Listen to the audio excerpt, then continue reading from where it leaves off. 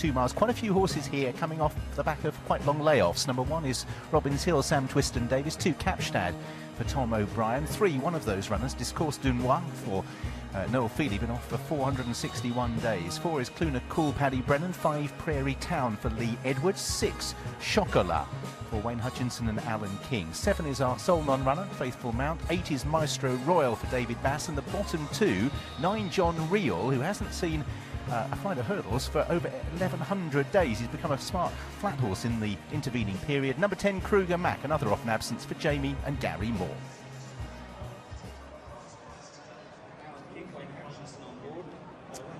Got a very solid favourite then here for the 32red.com handicap hurdle. Chocala, 6-1 in many places earlier on today, is now sizzling at 3-1, the market leader.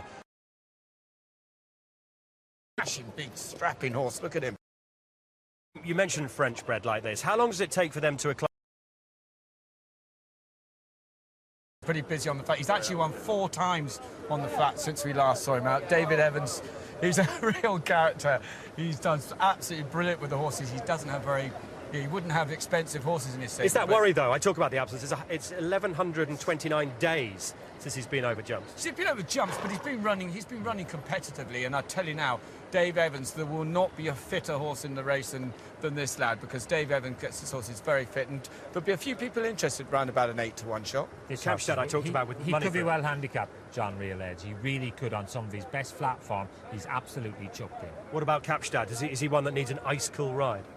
Well, yeah. He won at Cheltenham. He's up in the weights significantly for that. Little bit disappointing, I thought, last time at Musselburgh. Well, he's had a fair old trek. Like, if you imagine as a horse the geography, he's gone all the way up to Musselburgh and come back, and it was only 6 days ago. So that would be a little bit of a concern for me. More money for Chocala, 9-4. I think that's short enough, I do. I think it's a worry. The Gary Moore stable, if they fancy horse, there's normally money for them. Kruger Mac down the bottom, and there hasn't been any significant money, which I suppose is a worry. But I still think he's a horse that's got a little bit of scope about him, a little bit of improvement, and we still don't know how good he is. And, well, he cost a few quid, so... He certainly did. Who do you like, Richard Hoyles?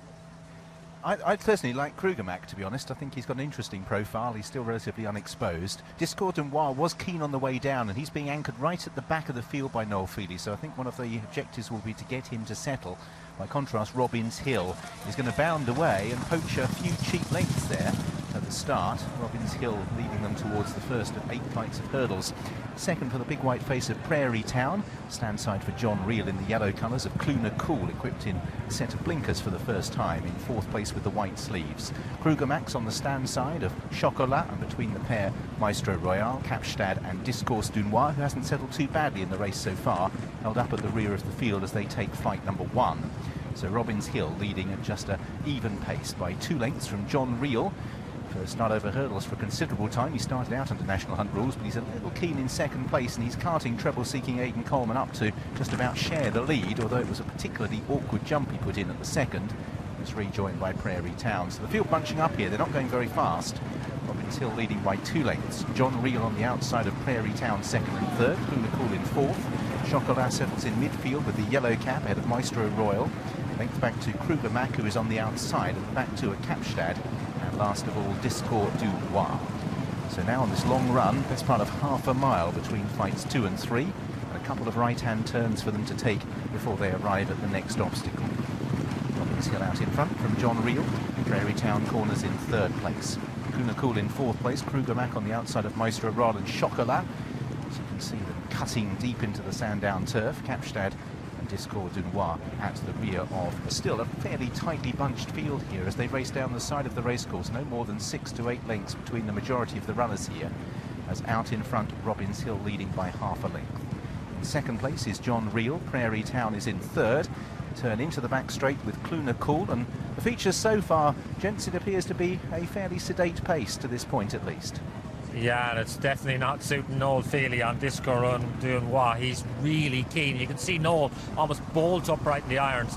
A horse pulling that hard has to take its toll at the finishing end when you'll need them to be strong. On the other side of the coin, Chocala is in position A, right down on the inside in 5th place, ready to pounce, Richard. Hill's made every single yard. In theory, that's the best place to be in a steadily run race. Half a length by John Reel in second, Clunical in third, Prairie Town. Chocala still travels okay. And Kruger Mac on the outside of Maestro Royal, Capstad and Discord Dunois. Who, despite racing keenly, still travels okay. And still at the rear of a tightly bunched field. So this is where they cross over towards the outside of the chase course. And leading them is Robinshill. John Reel in second place, Clunical on the outside of Prairie Town. Bit of progress being made by Maestro Royal towards the outside. Kruger Mac was asked up there, didn't see a stride just as it was beginning to increase, and he is shaken along and dropping towards the tail of the field. Discord Dunois as they exit the back straight, and Robinshill it is who leads. John Reel in second place. Prairie Town, Clunical, Maestro Royal, Chocala hasn't left the inside. Capstad is waiting ride for Tom O'Brien, who won him a couple of starts ago. Then Discord Dunois. Kruger Mac is the first one to be seriously ridden. As out in front, Robinshill for Sam Twiston Davis. A check by Aidan Coleman in second behind. We'll see they're still very well grouped. Prairie Town in third. Clunical then towards the outside, Maestro Royal. Chocala in sixth place as Robinshill tries to put a little bit of pace into it as they head up towards the second last, trying to steal away Robinshill. John Reel still held on to in second. Clunical, then Chocala, who when it quickened is just pushed along for the first time. Maestro Royal and Capstad, and Robinshill definitely pinched a couple of lengths here. Maestro Royal and Clunical. Robinshill is over two from the finish.